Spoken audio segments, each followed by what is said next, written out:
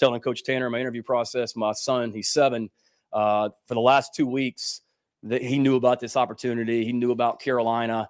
Every single night when I came home, they would text me, "See, are you close to home?" I said, "Yeah, I'm about 5 minutes away." And lo and behold, every single night when I walked in the house, Sandstorm would be blaring in our kitchen, and my 7-year-old would be waving his T-shirt above his head. So no pressure at all on that one. But it was pretty cool to see when this thing came to fruition late Saturday night. I've still got some old Carolina clothes that I had from my time here. My kids put those on. They're excited about it and can't wait to get them over here.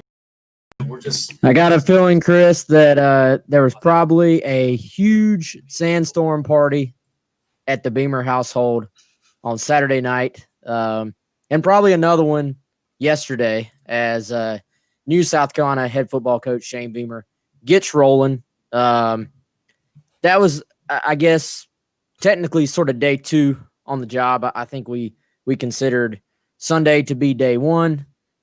That was day 2, and now Shane Beamer rolls into day 3. We talked a little bit about the press conference here on GC Live. Of course, he is Chris Clark. I'm Wes Mitchell. We are brought to you by Affordable Medical Equipment at AffordableMedicalUSA.com, 803-926-1493, home of the game day chair. I want to thank everybody that's on here today, and certainly want to thank everybody that helped us absolutely shatter our GC Live show record. That's because of y'all, not because of us, and we appreciate that. It wasn't even close to the previous record. It just blew it completely out of the water. Obviously, having the Shane presser sort of directly within the show helped that, but still, that was great. We had a bunch of people, I think, exposed to the show that maybe have not been on before, and hopefully we'll have some of those folks join us here today. Whirlwind day, I'm sure. So, Chris, I imagine if you're Shane Beamer, the last, 72 hours or so, like the last, the last 3 or 4 days. I imagine, you're married, obviously. I'm not married yet. Everybody I know, when they get married, they say like their wedding day, they don't remember anything that happens because it's just an absolute complete blur. Correct. I imagine for Shane Beamer, he even said it. He was like, "I've dreamed of this moment. Like, I've pictured this moment."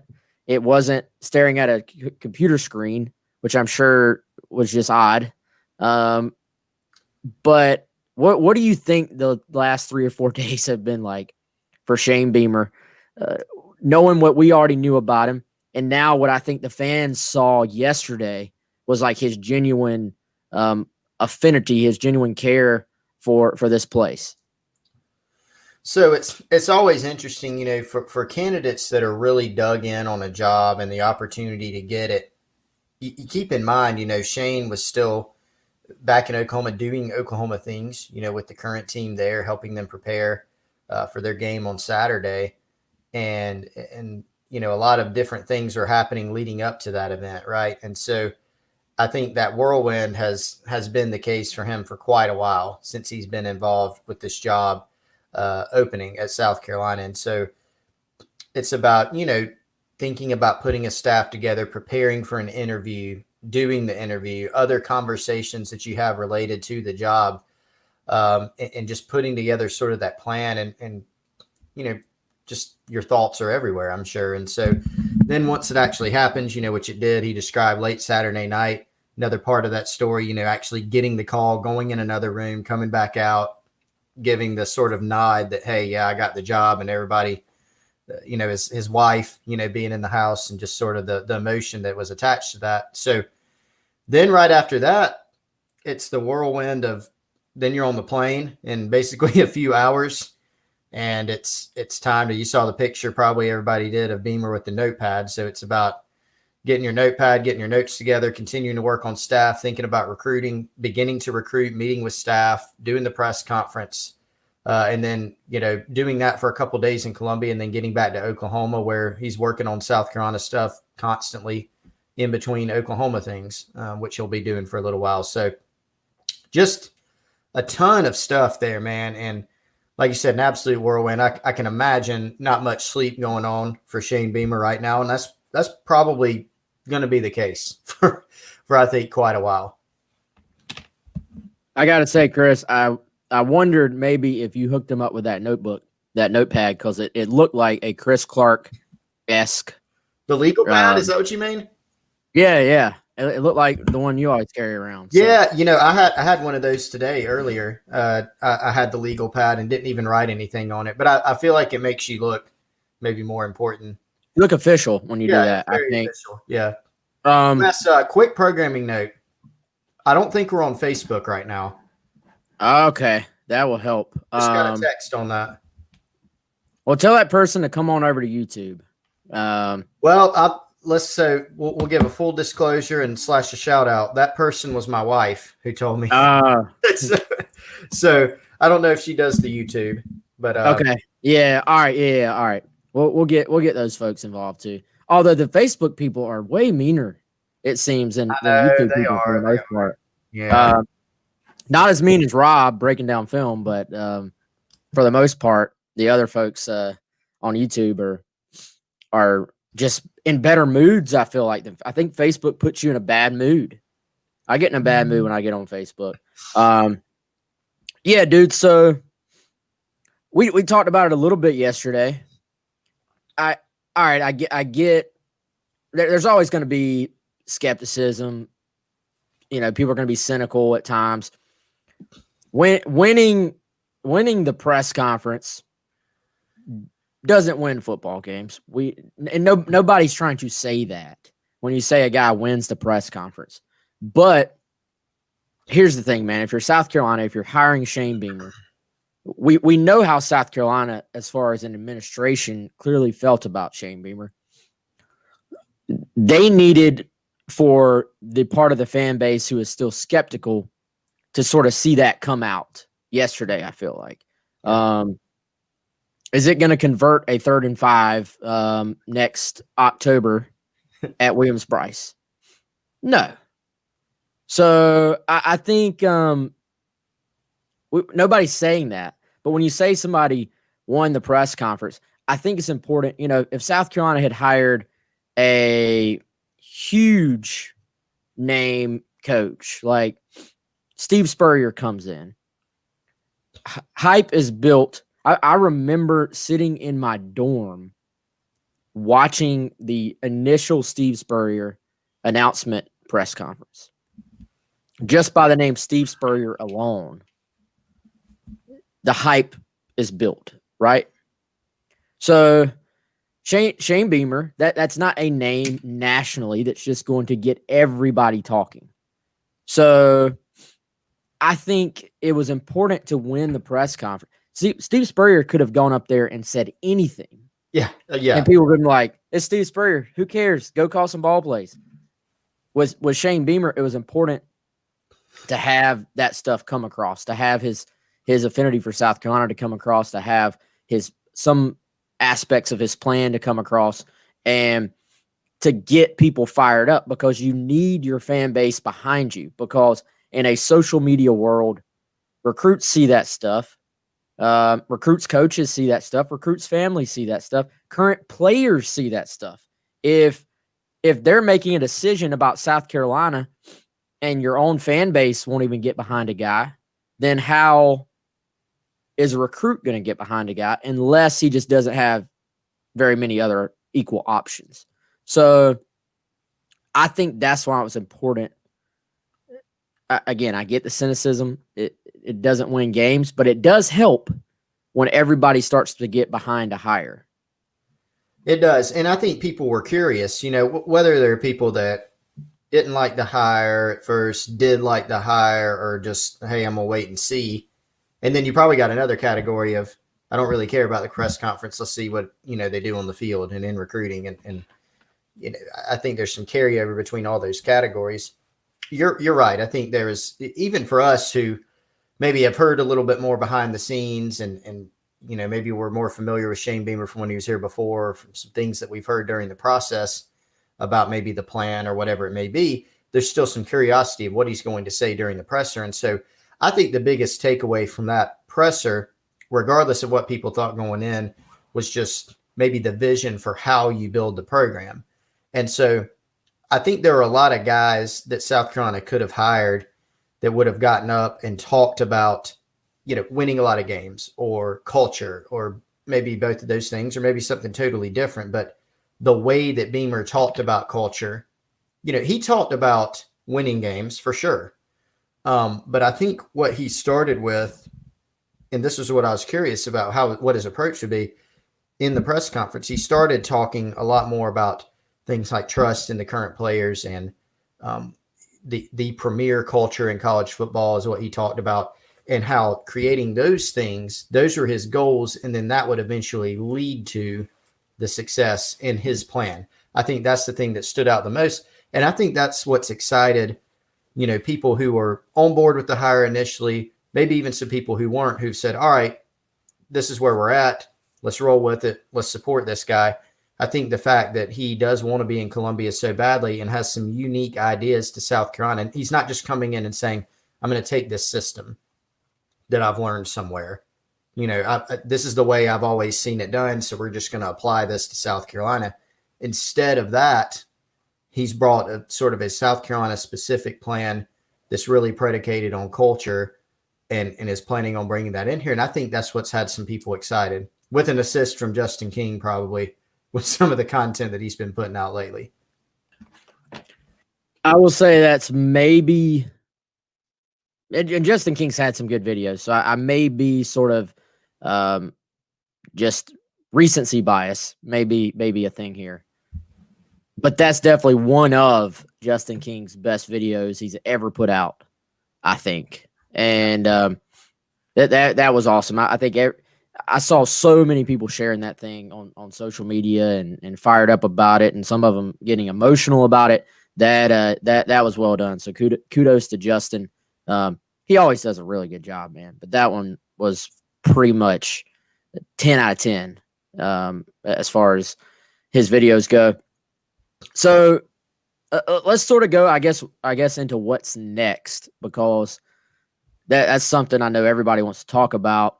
I think, and as I'm seeing in our chat, one thing about the current media world we live in, the current social media world we live in, where everything gets spread around. I mean, as of yesterday, Brian Johnson, this is according to Facebook and or screenshots on Twitter, Brian Johnson, who interviewed for the South Carolina head job, was coming back to South Carolina to be the offensive coordinator. Joe Brady, according to Twitter, was actually going to leave the Panthers to come to South Carolina to be the offensive coordinator. And then I think, according to Facebook, don't repeat this, top secret news, Andy Reid was actually going to come just be the quarterback's coach at South Carolina. Wow, what a get. Yeah. They weren't playing a good staff, no doubt. I mean, that's even better. We knew there was a great staff plan, but that's even more impressive than we ever could have imagined, right? I like how they're not even letting Andy Reid doesn't even get to call the plays. He's the quarterback's coach. He's the quarterback's coach, man. So that's awesome. Y'all don't go repeating that now. It's an exclusive report. But no, so and now y'all are arguing about if Mike Bobo is going to be back. And here's the thing. The staff, we know T-Rob is out. We know Kyle Krantz is out. Charles said Saban is coming in as an analyst. So don't put that out there yet, Charles. That's not coming out till next week. And Steve Spurrier is going to be the play caller. No, I thought it was Joe Brady, but so co-offensive coordinators. Oh yeah, co-OC. So here's the thing: the staff is being put together. Putting together staff is sort of like putting together a puzzle. You kind of have to see how the different pieces fit together, and whoever you hire as an OC or a DC is going to impact in some ways the other spots on your staff, right? So, and some guys, the head coach may have a strong connection. He may say, this is one of my guys. I want him on staff regardless. I don't care that he hasn't coached with the OC. We can teach him the intricacies of this scheme because I like him as a coach. I like him as a developer. I like him as a recruiter. You have to have recruiters on staff too. Is there a possibility Mike Bobo returns? Absolutely. But there's a possibility multiple people on staff. There's an individual possibility for multiple guys on the staff to return. That doesn't mean it's been decided yet. It doesn't mean anything is locked in. They are going to take, Shane Beamer is going to take a very in-depth, I don't want to say slow because you're not going to sit on your hands, but you're not going to just jump into this thing either. So getting fired up over the stuff you've heard on the internet doesn't really accomplish much other than just burning energy. And I guess giving you something to talk about. But I tend to think the staffing stuff is not that far along because the very first thing that the focus has been on the current team. And then from what we've been told yesterday, now into today, there was carryover with current team, current staff, and then lots of focus on recruiting and making sure if you're the head coach, Chris, you don't want a ton of time to go by without at least reaching out to your committed kids. And from what I was told, I talked to TJ Sanders about an hour or so ago. He said Coach Beamer reached out. He said it wasn't even a long conversation. It was more like, hey, man, I've been on the phone. I've got 100 phone calls to make. Want to introduce myself. Let's talk a lot more soon. And they're supposed to talk again today. So it's more about touching base. He's probably been on the phone or on Zoom all day. But that's kind of been the focus, at least, Chris, from what I've gathered. Yeah, first order of business, obviously, talk to the current coaches, let them know where things stand, address the team, and then obviously you're continuing to work on putting a staff together. There's background legwork that goes into that. Those, like you said, Wes, I'll agree with you. At least some of those, maybe even the majority, it's going to take a little while to shake out for multiple reasons. So you turn your focus to recruiting, and obviously Beamer walks into a situation where he's announced on December the 7th at the press conference, and then in 11 days from there, 10 days now, the early signing period starts, or less than that, actually. You got 8 days now. December 16th starts the early signing period. So a little over a week that he's got to work with to try to make some moves. And that includes assessing the current class. That includes, trying to see if there's any guys at other places that maybe you can get to hold off from signing. And, obviously touch base with the guys that are committed to you. And remember, South Carolina's had some guys that decommitted from this class. What was it, 5 or 6 different guys? Wes? Now, some of them have already found new homes. Do you touch base with them, try to see if you can get them back in the fold? There's obviously some that have not found new homes. Some of those guys have indicated that they're still open. So you touch base with them and see where things at. And that gives you sort of a starting point for the 21 class. Assess your current situation, know where things stand, see how the early period shakes out, and then you can make some moves from there. And we know they're going to continue to be active in dispensing offers too, right? There's some junior college guys, Isaiah Norris, who's an upstate native, who's at Georgia Military. It's a guy South Carolina's been looking at for a while, extended an offer to him today. So they're going to continue doing work, on the 21 class, as frantic as that process is going to be. Yes, let's talk about that. That, unless there's just somebody that has an offer and hasn't really put it out there yet, that would be what the official first offer of the South Carolina Beamer era, correct?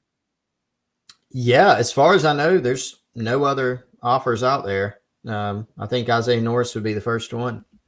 So yeah, write that down, put that in the history books. First offer of the Beamer. It doesn't quite have the lasting impact because there's no in-person recruiting of, like I said, Muschamp going straight from the press conference.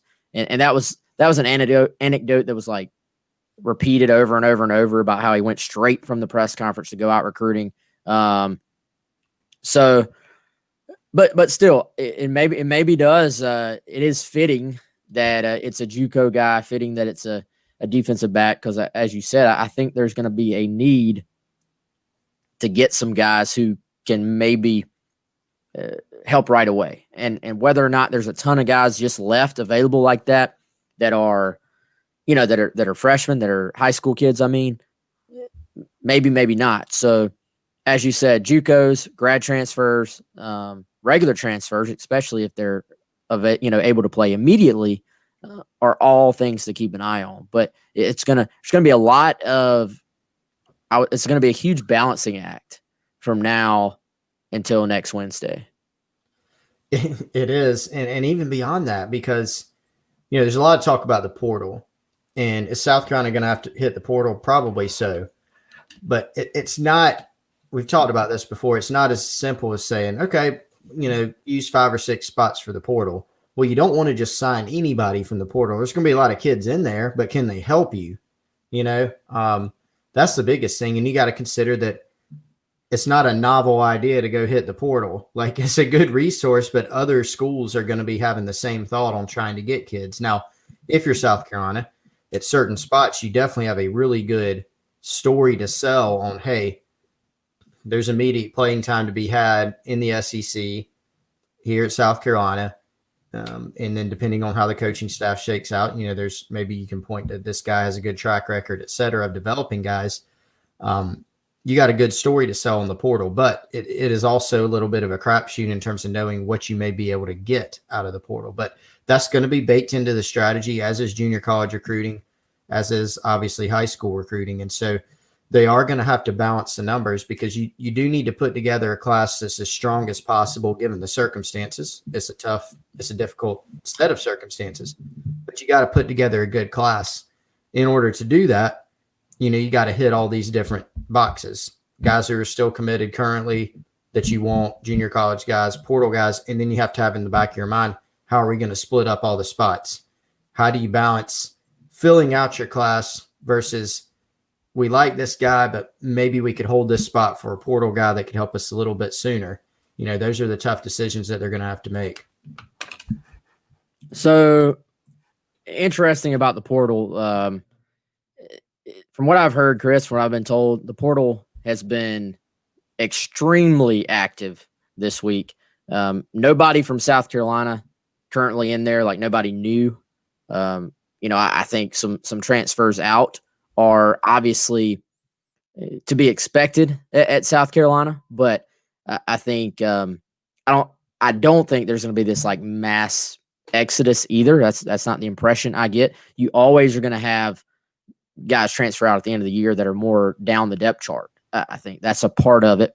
It gets maybe expanded a little bit because you have a new coach, a new coaching staff, and I think it's expanded a little bit this year in general, just because more guys all over the country are transferring out. So you're going to have that. That's the most numbers I've ever seen in like a couple of days have hit the portal just around the country. And that's only the thing about that, dude, is some teams have finished playing and some have not. So you're going to see a huge explosion in there, I think, probably after this weekend and then even after that. So it'll be interesting. And also, I think the key for South Carolina when it comes to that, man, I think you do have a little bit better sell to kids than some schools will, because you have a brand new staff, which means clean slate for everyone. And they have positions, namely receiver, where you can say, man, you have every chance in the world to come in here and start. But as you said, it'll be important to you got to pick your battles. You got to pick the right guys to go after. I think when it comes to this, it's sort of a lot of times it's about some pre-existing relationships, who are there some guys, maybe Shane Beamer himself knew in the recruiting process. Whoever you hire, let's take receivers. Whoever you hire as receivers coach, is there somebody that, he was familiar with at his previous stop? I think recruiting is about relationships in general, but generally with the portal, there's some connection most of the time, be it an actual relationship or one trend I feel like I've seen is kids trying to get back closer to home. Maybe they've gone out of state because they weren't as highly recruited before. They've blown up at like a lower level. They realize, oh, maybe I was a Power 5 guy. I just got overlooked. I want to get back closer to home, so they'll transfer back closer to home. Those are, to me, two of the primary trends I see with the portal. Yeah, they are. That's a big one. Those things, there are a lot of different drivers, but, playing time or just being unhappy or trying to get close to home, sometimes a combination of all those things. Or if a guy maybe has one more year, and he's just looking to go somewhere and maybe showcase his talents a little bit more, maybe take a step up, a level. We've seen that before. We've seen guys enter the portal from bigger schools and have to take a step down. That's going to be the interesting thing is we know, like you said, Wes, there's been an uptick, probably going to be another uptick. Then if the NCAA passes this legislation in January that allows free and clear transfers, might be an even bigger uptick. We've even seen in the past when numbers are lower in the portal, a lot of guys go there and they don't exactly find a home, not one that they think they can get. And so that's going to be a big question with all this on the player side. On the South Carolina side, which is probably more relevant to what we're talking about. I mean, you're exactly right. Good story to sell, but I think still a lot of unknown. Who's in it? Who are you up against? What are the ties? Are some of these big name programs going to look at a few kids that go in and say, we could use an extra receiver. We could use an extra DB, linebacker, whatever it may be. And then you're in another recruiting battle when maybe you've banked on getting a kid out of the portal. So as long as there's some quality in there, that's an area that they can go to for sure. And another thing is, you don't get to go through the recruiting process with these kids in the transfer portal, not to the extent of 2-3 year relationships, unless you get a guy that goes in there that you do already know. You mentioned that earlier, Wes. If it's sort of a brand new guy that you just know can play, you got to make sure that you're doing your homework from a character and a fit standpoint as well. So, all right, y'all want to take some questions here? Sorry about that. Graham Hatfield, here's a good question. Do we have any draft guys besides Horn, Izzy, Hutch, and Shy? Let's see. I'm trying to make sure that I am not forgetting anyone, and I'll actually give some takes on those guys. From what I've heard on Horn, if he runs well at the combine, possible first rounder, but he'll be a guy that probably goes first 2 rounds. Shy, probably a mid-round type of guy. Izzy, later round. I've even heard possibly undrafted. Depends on, does he go, if he gets a combine invite, does he go to the medicals, check out? Does he run? If so, what does he run? But there are some scout types that I've talked to that are not totally sure that he'll get drafted, maybe somewhere, because he's got some tape of some things there. Hutch, probably more of a mid-round guy. Wes, am I missing anybody there? I'm trying to think. If Ernest Jones decided to go, later round guy, probably. Nick Muse, depending on what he does, later round, you would think, type to undrafted. When you start saying later round guys, like it becomes more of a crapshoot to where you could be later round or undrafted. But those are the ones that you're looking at in terms of draft possibilities. I think that's it, man. Unless I'm just completely missing somebody. Dude, so let's talk a little roster as far as big picture. We're talking about recruiting and how they're going to do it, how they may structure it. Let's talk about what they need. And I think the biggest thing, this is something that we were basically told even before all these changes, and when they went into this 2021 class, a huge emphasis, something they're trying to fix, but I think it's going to take time, honestly, maybe a number of years. You already know where I'm going with this, is speed. They've got to get faster. And, we can talk about that in terms of at wide receiver, and that would be true. But I look across the board, man.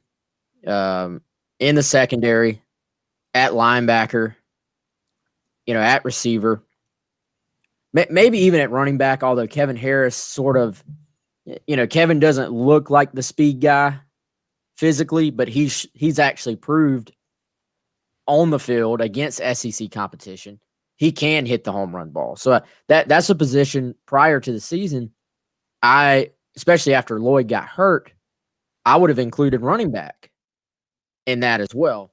Now Kevin, you can't say anything about the position now because Kevin has proved he can be a power back or actually a home run threat, which is very impressive. And still, though, I look across the board, man, as far as building, just from a roster management, roster building standpoint, they have to find a way to get overall faster. And something you brought up on the phone too, that extends out. It's not just on offense and defense. That extends into your special teams as well. Generally, your teams that struggle, I feel like, on special teams are the teams that probably maybe aren't as great defensively and the teams that don't have much speed.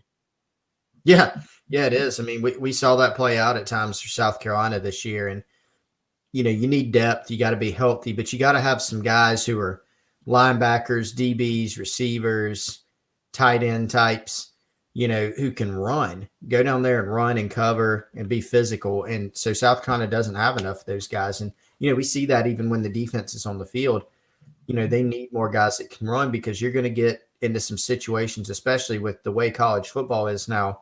It's hard to defend. You're going to give up points in games, especially against teams that can really spread you out. But that's the MO for a lot of teams is they are going to isolate playmakers one-on-one, and they're going to try to make you go tackle them. And a lot of guys are tough to tackle out there. So you got to have linebackers that can go cover on third down. You got to have defensive backs who can go match up in a variety of situations, whether it's, if it's a safety, it needs to be a guy who can cover and come up and tackle and go, gain ground and be rangy, in zone situations or deep safety drops. So, it is tough to find those guys because everybody wants them, but they do have to find some guys that, even if they're maybe not quite ready to play from a mental standpoint, say at safety on defense, maybe they need some time to be able to pick up the scheme or they need some time to develop. Maybe you can play them on special teams early. They do need more of those guys that can run. And I think that's evident across the team. And you look at receiver too, it's the same deal. Guys who can separate, can get open, make moves in the open field, win 50-50 balls, give you more of a vertical presence. South Carolina's been missing that. Yeah, no doubt. Tim says he said we lacked team speed during the preseason and he got blasted. I don't know who blasted you. But you were right about it. I don't think we blasted you. I don't think we blasted anybody because I think we've said for a while team speed has been an issue. I think certainly, Beamer talked about this, man. Creating explosive plays is the key to life on offense these days, and you have to have speed to do that. And then I think coverage and space is the key on defense. And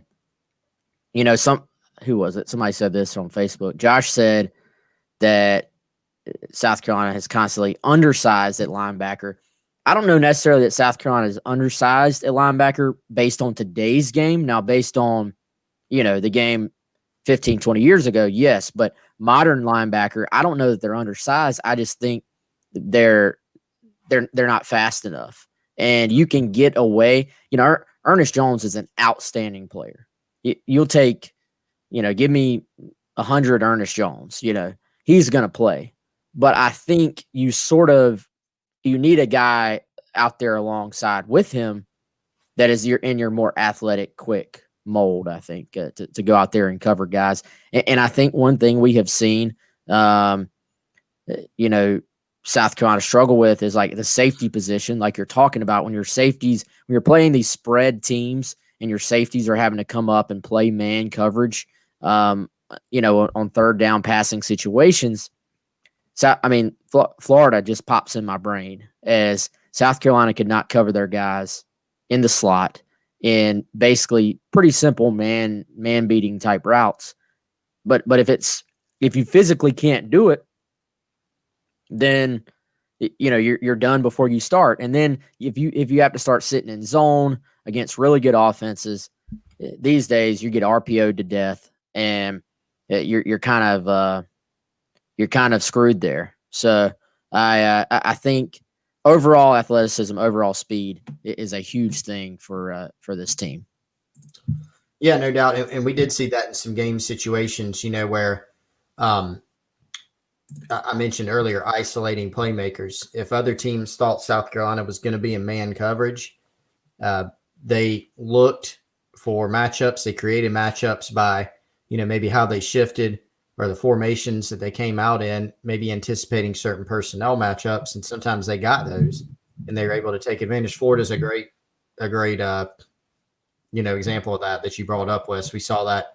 Remember, Ernest Jones had to go out for one play, even down in the red zone, and Florida drew up a play that was basically targeted at the Mike linebacker. I think it was a zone play for South Carolina. They were in zone, but there's some type of play action, and Florida was able to get a touchdown off that. And we saw a variety of man beating routes, like you mentioned, whether it was Florida or other teams, where they knew, hey, if we get this favorable matchup against this linebacker or against this defensive back, we're going to have a chance for a big play, and they got it a lot of the time. Some breaking news while we're talking here, Chris. As we anticipated, actually may be the case. Ernest Jones. Let me make sure this is really Ernest Jones. You know how the world is these days. It appears to be Ernest Jones' Instagram account. Says he has decided to declare for the 2021 NFL Draft. Your thoughts, Chris? I think my first initial reaction is Ernest has really, really developed at South Carolina, into a really good player. I mean, you looked, and he was all over the field this year. He's a really sharp guy, really smart guy, and made a lot of individual plays, was really productive for the Gamecocks. Probably, I think, could probably do himself a favor by coming back another year, and if he had another good season, might be able to enhance his draft stock. Now, it could be, because this is just one man's opinion, it could be that he's gotten some good advice and feels like maybe his pro potential is maybe at its highest point. And there's a lot of considerations that go into these things, and I don't know any of them, but the types of things, family finances and injury history and new coaching staff. I mean, all these different things can factor into the decision. I don't think, that Ernest is going to be a guy that's going to be a super high draft pick based on what we know right now. We'll have to see how the process plays out. Maybe he's a guy that has a chance to rise, but probably a mid or later round pick is probably where he's at. And he might be fine with that standing. Yeah, I do. I don't know. I don't want to get into somebody's personal life. But I do think for, I'll say it like this. We don't know, as you just said, what guys' personal lives are like, and if they have reasons to go ahead and, go pro and try to help out their family and put their family in a better situation. So Ernest, an outstanding kid, always, I would say, handled everything on and off the field at South Carolina. Chris, wouldn't you say in the absolute first-class manner? Yeah, I mean, he was a great kid. I remember during the recruiting process covering that one. I remember driving to Georgia for the announcement there. And, he was, he's down really. I mean, South Carolina beat Duke for him. I mean, I think Auburn offered, maybe Georgia Tech. But he was an academically minded kid, which is why Duke was so high up for him, and South Carolina was able to get him. And wasn't a super, super highly regarded kid, but obviously was a good take for them and ended up developing into a really good player. But yeah, definitely handled everything the right way from what we know, and just did a really nice job at South Carolina. Really good player. Definitely somebody that they're going to be missing. When you talk about pieces off that defense, guys that were productive for them this year that you're maybe counting on for next season, that's definitely one. Yeah, I mean, so let's keep it right there, dude. How I mean, linebacker, I think, was already a need for South Carolina.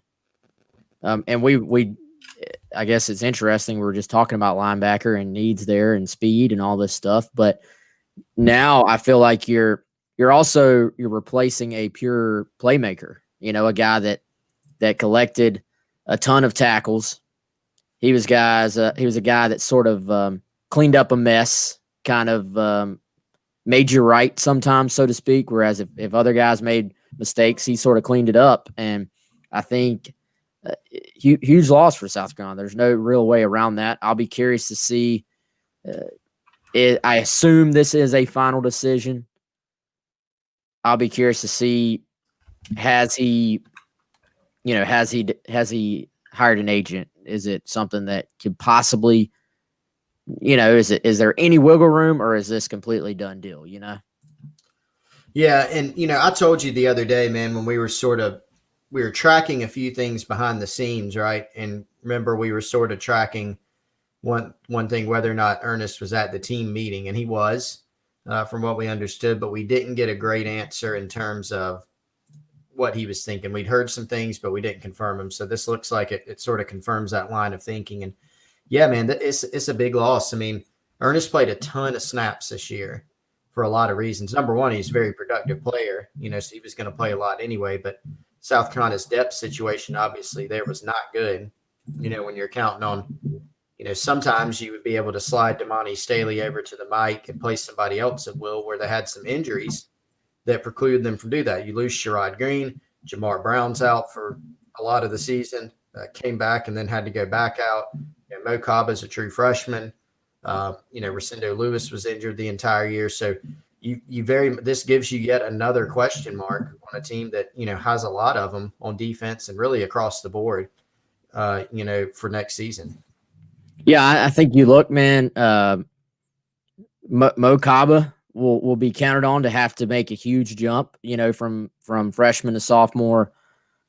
You need to get Sherrod Green back and get him back to, maybe his best form. We've seen it in flashes. We saw him play really well at that Sam spot as a junior, I guess it would have been.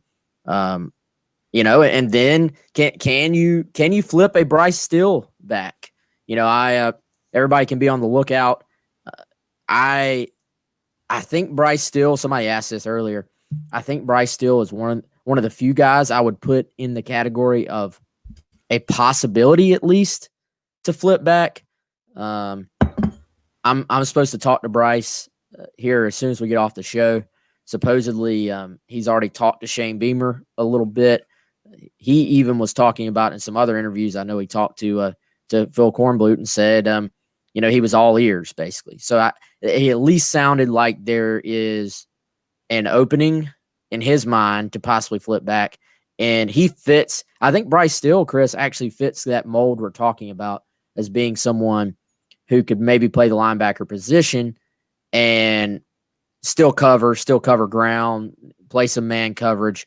And of the guys they've lost, I can tell you all this, there would be a much better chance of Bryce Steele coming back South Carolina's way than there is for Trinilius Tatum, just based on what I've heard. Yeah, and Steele definitely fits that mold, right? He's when we say he's a hybrid guy, it's just that doesn't mean he's a tweener necessarily. It means he's someone you could probably play as a big safety or even a nickel in some situations, or you can say, all right, we're going to put some weight on you. You're going to be a Will backer, Sam backer, whatever it may be. We've seen him in Camp West a couple summers ago, and was a guy that could run and move and worked out. I think he might have worked out with the DBs one day too, and worked out with the linebackers too, but really could play either. He can run, he can cover, he's got size. Didn't get to play obviously this season because he was a kid that was back down from Virginia to North Carolina. So everything got moved to the spring, but was going to be at 205, 210, and really had physically developed. So question for him is just going to be getting reacclimated because he missed his junior year as well due to injury. And then obviously the biggest question, even, can South Carolina get him back in the fold? But yeah, he's still set to listen, it appears. Be curious to see how your conversation goes with Bryce Steele, but a talented player and someone that it would be great if they could get him back in the fold. Yeah, we'll have some reactions on Gamecock Central here shortly. Hopefully I can follow through with that interview with Bryce. I'll talk to him. I'll have an interview up with TJ Sanders. Going to have some reaction, maybe not directly from Colton Gauthier, but Colton's been really completely locked in with South Carolina. I'm talking to somebody close to him today. So we'll have for the next couple of days, we'll have some reactions from the guys that are committed to South Carolina as they're starting to get to know Shane Beamer. That process started yesterday, is going to carry into today. I talked to Omega Blake very, very briefly. Supposed to talk to him a little bit later on as well. So we'll have reactions on all those guys coming up on GamecockCentral.com. Somebody asked if we had any deals. Rocky asked that. Use the code GCPOD, Rocky. That'll get you a 30-day free trial to Gamecock Central. Or if you're ready to sign up, you're completely locked in, put in the code Gamecocks, and that will actually get you a 50% off your first year, basically 50% off an annual subscription, your first year of that on Gamecock Central. Chris, you want to tell everybody a little bit about the Game Day Chair? Yeah, so Game Day Chair from AffordableMedicalUSA.com, our primary sponsor here on GC Live, 803-926-1493. Most comfortable recliner for your game day watching experience, a variety of positions for lounging, watching TV, lay flat, all at the push of a button from AffordableMedicalUSA.com. If you're on the pod, just click the link on the podcast page, or on YouTube, like we hope you are. Just click the link in the description and you can find out all about the Game Day Chair. I had some people say, I'm going to get one for Christmas. I think we've had a few people say that. So that will be an awesome Christmas present. Make sure you join those. And let's tell them about our friends at Dead Soxy West, DEADSOXY.com. I've got on a pair of Dead Soxy socks right now that I wore with my dress shoes earlier, the boardroom line. No slip technology. They also have the no-show ankle socks and some other new products that are already up, and some more Gamecock sort of centric ones that are on the way soon. Use code HOLIDAYPRO for 35% off your entire order at deadsoxy.com. That's DEADSOXY.com. As soon as we're finished up, make sure you go there and check those guys out. Good stuff, Chris. I think let's take a few more questions, and then I think that's going to about do it. RJ said he's going to talk to his wife about getting a Game Day Chair. Yeah, you better get that okay first. Miss Lynn says, I love that Coach Beamer wants to be flexible with schemes and adapt to the availability of personnel. How does this impact this year's recruiting in terms of player selection? It's a good question. I think, Chris, you're sort of, I don't know, man. Aren't you sort of always looking at your roster management standpoint from both a short-term and long-term perspective? So long-term, you probably have an ideal player for the ideal scheme you want to learn, you want to use, right? Short-term, there may be some spots where you just need help, and it may not be the perfect fit. It may not be the guy that fits the scheme you want to run, but there are going to be certain positions for South Carolina where they have to upgrade, period, even if it's not a perfect fit for what they long-term want to do. So I think you're always sort of having that balancing act of short-term and long-term approach. Yeah, you are. And that's why we've seen some junior college guys that are on the board, and, probably more that are going to pop up on the board. They've got to, get some guys that can help. Now, you can't get too many of them, because then you're sort of, mortgaging your future potentially at some spots. You are going to have a mix of high school guys, but it's also true that they got to be able to plug some holes, right? And whether it's defensively, offensively, and to some degree, they're going to want to fill some certain needs. One is team speed. So where can you get that? Well, DB, receiver, and that's sort of two birds, one stone type of thing. No doubt. All right. I think that's going to do it, man. You got any final thoughts here, Chris? I know we got some work to knock out for the site. We got a lot of work to do, man, as has been the case for quite a while. Yeah, so that's going to do it for today's show. Appreciate everybody joining in. Appreciate all the support as always. Please please go check out our sponsors, support them because they support us and they help make the show possible. And please come hang out with us on Gamecock Central. We'll have plenty of content coming up, and obviously plenty to talk about. Ernest Jones, pretty much out, it seems like. Going to go try his hand at the NFL. We'll see if there's any chance of that changing or if it's locked in. And, of course, we'll continue to talk about what South Carolina is going to have to do moving forward the first few days of the Shane Beamer era on Gamecock Central. For Chris, I'm Wes. We'll see you all on Gamecock Central, and we'll see you all on here tomorrow.